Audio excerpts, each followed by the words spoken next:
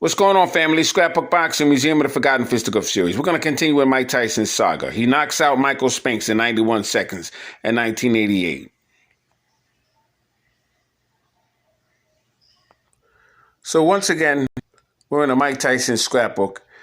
And Mike Tyson's next opponent would be James Buster Douglas. Now, how he got that fight was when Mike Tyson fought Michael Spinks. Reggie Gross and Donovan Razor Ruddock. That's the first time I've ever seen Donovan Razor Ruddock. And he was on the undercard. Young up-and-coming heavyweight. But you also had James Buster Douglas. He was in the ring with Mike Williams. And my brother Curtis Anderson reminded me of that. And immediately when we had that conversation, I thought about that. And I said, you know what? That's exactly why he was chosen. Because James Douglas was always somewhat of a quitter and he wasn't dependable. But he was very athletic. He had a very good jab, very good mindset, but he just didn't have the passion for boxing. And so he was chosen for that match. Now, if you look over here, all the way to your far left, Aaron Snow, he was in charge of that Team Tyson. Aaron Snow was very good. I remember Aaron Snow back with Tim Witherspoon and Mitch Blood Green, back in the early 80s. From Queens, he knew boxing.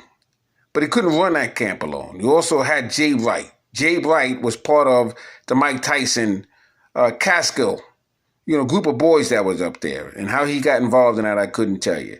But you also had Rory Holloway. Rory Holloway had a sister named Sheila Holloway. And Mike Tyson was dating his sister, and they had Diamato. And we'll just leave it there. You had Don King, you see in the middle, looking at James Buster Douglas. Douglas has a very serious look on his face because he just lost his mother. And his wife had a terrible illness. And I told you once before, you have to have 5 dementias in order to be a world-class champion. And he had that. He had the spirituality of his wife. And it's very difficult to deal with a man like that. And they took Douglas for granted. Unfortunately, for Tyson, Douglas let him know exactly who was in charge that night.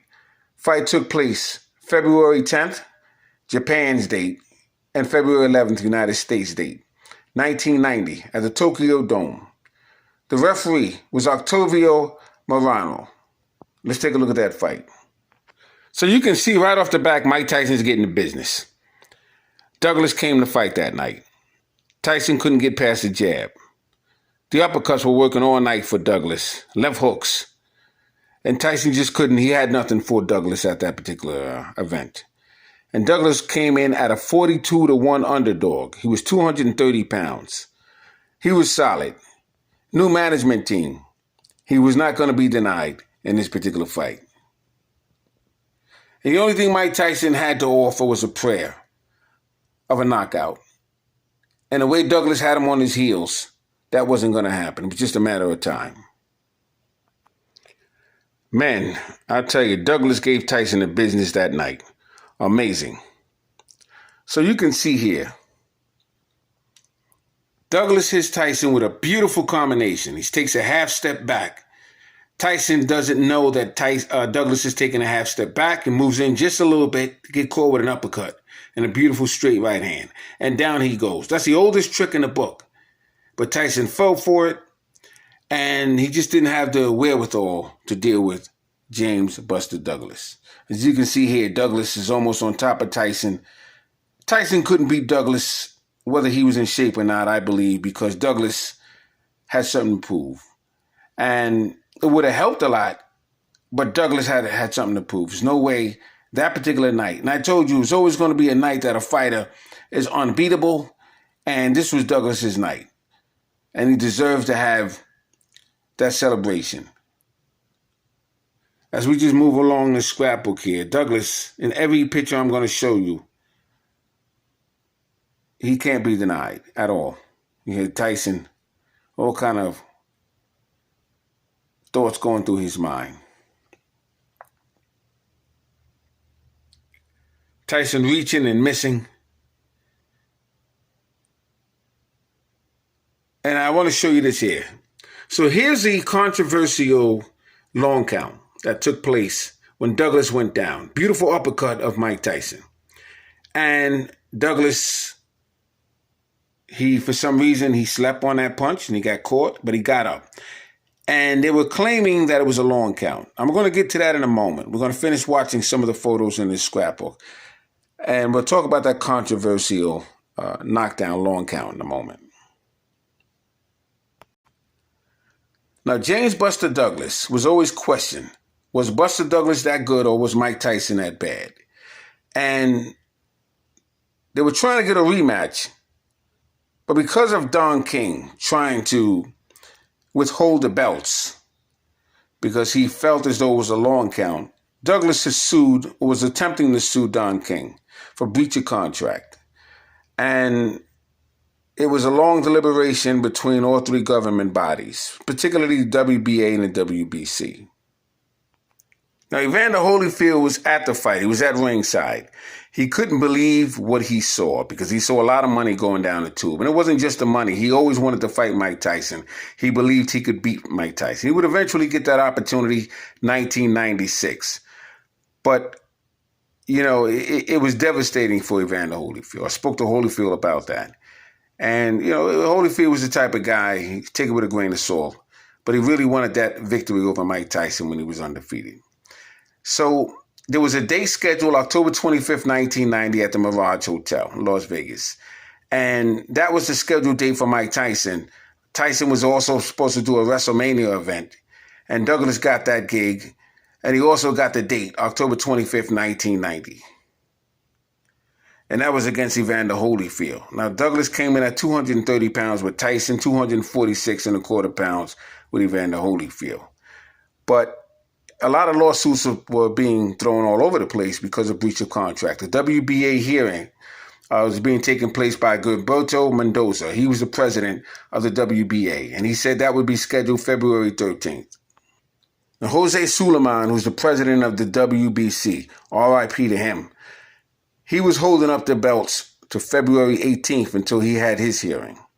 The IBF, the president there was Robert W. Lee. He had, Don King actually had him in his back pocket, and he was prepared to do whatever Don King needed to be done. So he wasn't a factor in that. But the problem was Jose Suleiman and Gilberto Mendoza. Here you see Douglas celebrating. And it's amazing. It was actually amazing that night. I remember exactly where I was that night. And it was unbelievable. As you see here, Mike Tyson stretched out flat. Completely flat on his back. And I remember Douglas doing an interview with Larry Merchant. He said he's right over there flat on his ass. And that was amazing because you would never think you would hear that from an opponent about Mike Tyson. But it actually happened. And Douglas looks up at the heavens to his mother. This one's for you.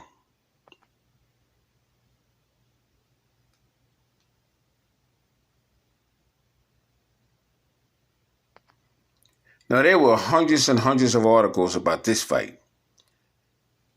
And I got as many of those articles as I could. I got articles from Japan and articles from United States. And article after article, there were different. You had cartoon figures. Here they're indicating that Mike Tyson is the only person that can defeat himself. Here you have Don King yelling at Mike Tyson. Tyson folding up like an accordion to Don King's words. His tongue lashing at him. All kind of cartoons where Tyson was being clowned. Now, the greatest upset in boxing history. They had James Douglas versus Mike Tyson. 10th round knockout. February 10th, 1990. That's Japan's date. The heavyweight title fight. Number 2, you had Max Schmeling. It was a 12-round knockout over Joe Louis, June 19th, 1936 in New York. That was Yankee Stadium. You had James J. Braddock. He defeated Max Baer in 15 rounds, June 13th, 1935 at the Long Island Bowl in New York. Now, that was an upset. That was a really big upset because they didn't think that would happen. And that's when Braddock became the Cinderella Man. 4, you have Muhammad Ali, a.k.a. Cassius Clay at that time. He stopped Sonny Liston. February 25th, 1964, Miami Beach, Florida, heavyweight. That's another upset because Sonny Liston was somewhat invincible at that time. The fifth one that they claimed was the biggest upset in boxing history was James J. Corbett. 21 rounds over John O'Sullivan. Knocks him out in September 7th, 1892, New Orleans. And that was the Carnival of Champions, and they couldn't believe that. I mean, the whole world almost stopped at that time. Fritzy Zivic over Henry Armstrong, 15 rounds. October 4th, 1940. That was Sugar Ray Robinson's professional debut. New York's Madison Square Garden. It's for the welterweight championship. That was an upset because Fritzy Zivic had almost 68 at that time losses.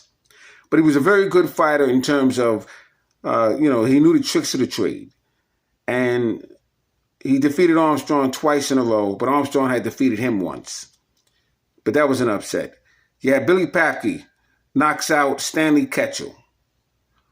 I mean, that's amazing. September 7th, 1908, Los Angeles, California. It was a middleweight title. Randy Turpin defeats Sugar Ray Robinson. July 10th, 1951, London, England, for the middleweight crack. You had Jess Willard, round 26, Jack Johnson. April 5th, 1915, Cuba, Havana, for the heavyweight championship. There's been a lot of them. Muhammad Ali, George Foreman. That was the Rumble in the Jungle. October 30th, 1974. Kashaka Zaire. Michael Spinks over Larry Holmes. 15 rounds. September 20th, 1985, Las Vegas, Nevada. And that was a big upset because it stopped Larry Holmes from tying Rocky Marciano's record and possibly breaking it. That was a major upset. Ingemar Johansson. Third round technical knockout over Floyd Patterson. June 26, 1959 in New York. Now skip one, Balansiki. 6 rounds, Georges Carpentier. September 24th, 1922 in Paris, France. That was a light heavyweight championship. And they claimed that Balansiki had kneed Georges Carpentier. And right after that fight, Balansiki had lost to Mike McTeague. And, it's amazing these upsets. Leon Spinks, 15 rounds over Muhammad Ali. February 18th, 1978 in Las Vegas, Nevada. So you had a lot of upsets. But to me, in my lifetime, Mike Tyson loses to Buster Douglas was an upset.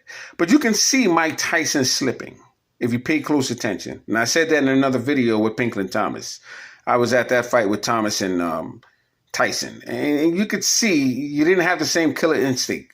He had to be reminded to go ahead and attack this man. What are you doing? And finally, he was able to open up with a combination. And he knocked out Pinklin Thomas.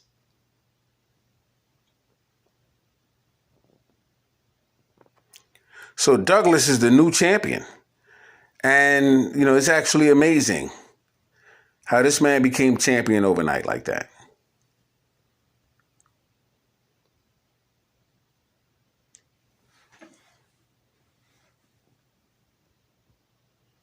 Let's take a quick look.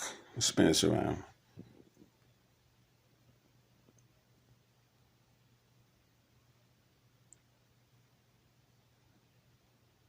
James Buster Douglas. To this day, it amazes me. Heavyweight champion of the world.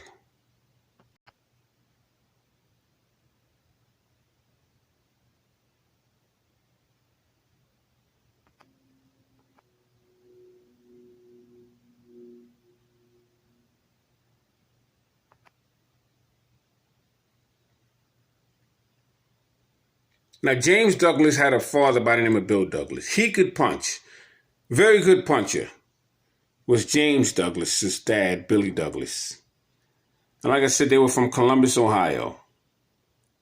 And he fought a lot outside. They had this little arena set up outside of somewhat of a commercial real estate area.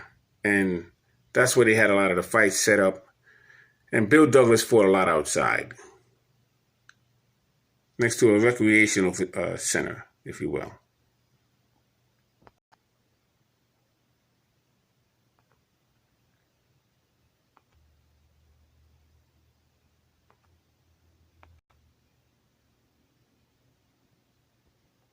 I want you to look at this right hand that James Buster Douglas catches Mike Tyson with.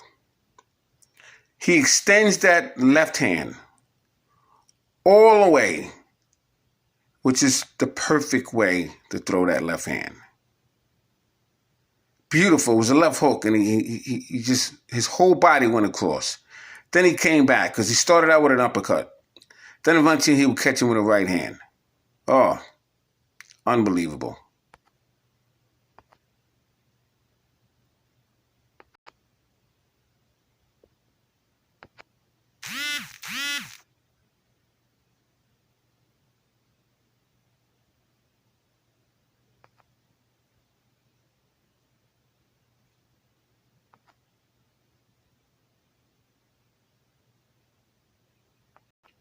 So Mike Tyson walks away with his head down. He realizes he's been beaten. There's nothing he can do about it. And Don King, immediately in the dressing room, starts to harass Mike Tyson and tell them in a press conference, say you were not feeling well, make up some excuse.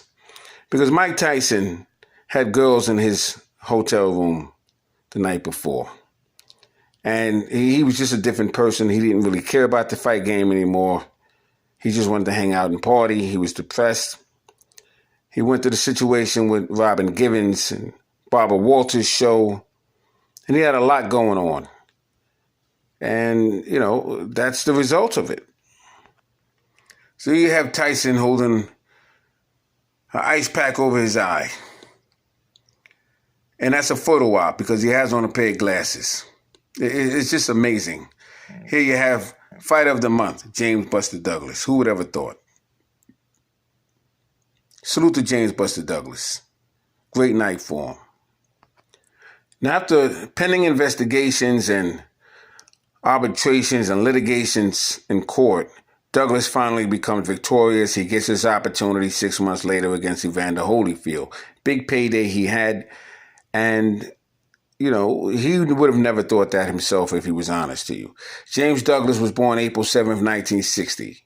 He started his career July 23rd, 1981 against a fighter by the name of Mike Lear. And he ended his career in 1999. He stood 6'3.5". He had total bouts, 46 fights, 38 wins, 6 losses, and he stopped 25 opponents. That was the total grasp of his career. Didn't have that many fights. Made a lot of money. He lost a lot of money. And, you know, it's just unfortunate. Some fighters, unfortunately, go through that in their career. You have to find yourself first before you can call yourself a champion of anything. And, you know, Douglas had his moment. He had his moment. Tyson was 37-0 at that time before he met James Buster Douglas. Here you have Evander Holyfield, undefeated. He was 24-0. And he had 20 knockouts. Now, he spent a majority of his career as a cruiserweight. Started out at light heavyweight, went up to cruiserweight, dominated and unified the cruiserweight division. And to me, to this day, I think he's the greatest cruiserweight fighter of all times. Now, this fight was scheduled and took place October 25th, 1990. And they started the promotion game. Douglas had his own game. And he would laugh at Mike Tyson's game. This is Mike Tyson stretched out on the floor.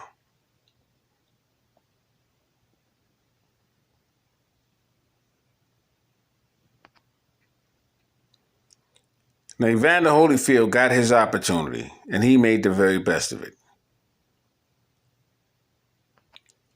Now I have Evander Holyfield, my top 5 greatest modern fighter of all times. No question about it.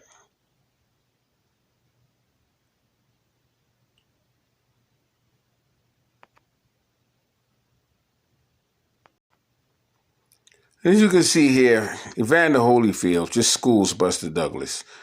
Buster Douglas breaks one of the rules that you don't break in boxing. You don't throw an uppercut from the outside. Evander Holyfield handled that situation perfectly, stepped back, caught him with a beautiful punch, fight was over.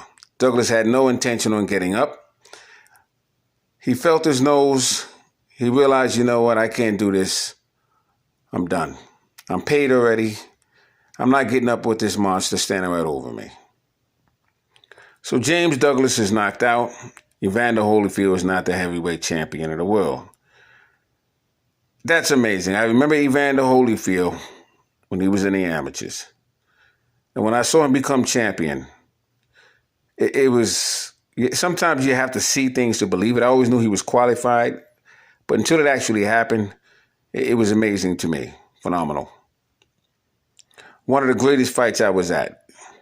It was amazing to see the audience and everything else. Reaction.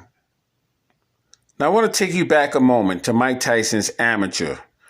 The reason why I want to do this is because he had to face Henry Tillman in order for him to get a shot on that Olympic team. And you can see here, super heavyweight division. Like I said, he was going up and down, up and down. And he was trying to find a slot, a comfortable slot that he could try out for that Olympic team on. And he wound up having to fight Henry Tillman. I'm going to tell you how that happened in a moment. Now, this is the Nationals amateur rankings of 1984. Let's take a look. Here you have Henry Tillman. Very good heavyweight in the amateurs. He was out of Los Angeles. And that's the reason why Mike Tyson's team didn't want to try and fight Henry Tillman, because they figured, oh, they'll get robbed. Because he's from Los Angeles, and that's where the games would be held. Now, if you look at the ranking system here, Tyrell Biggs, who Mike Tyson would face and defeat in 1987 in the professional rankings, he was ranked number 1. He's been ranked number 1 for a long time. He's out of Philadelphia, and he was ranked number 1 in the super heavyweight division. You had Greg Payne. Then you had Mike Tyson. Mike Tyson was ranked number 3. He's out of Catskills. And Terrell Biggs had to wind up fighting Greg Payne. And Camille Odom was another threat. I remember when Camille Odom was on the undercard of Meldrick Taylor. Camille Odom was on the undercard of Meldrick Taylor and Courtney Hooper. And he fought a guy by the name of Big Art Tucker. And he knocked him out. And that was very surprising to me. Very, very good fighter. Here on the heavyweight, Henry Tillman was ranked number 1 out of Los Angeles. And that's where Mike Tyson had to wind up going, and he would eventually lose to Henry Tillman. But he would meet up with him as a professional, and he would knock him out in 1 round. But this is Scrapbook Boxing Museum of the Forgotten Fisticuffs series. All great fights and all great fighters will never be forgotten on my channel. I got to get going. I'll continue with Mike Tyson's career in the next episode. Salute to my subscribers. Salute to these phenomenal fighters. And salute to Mike Tyson.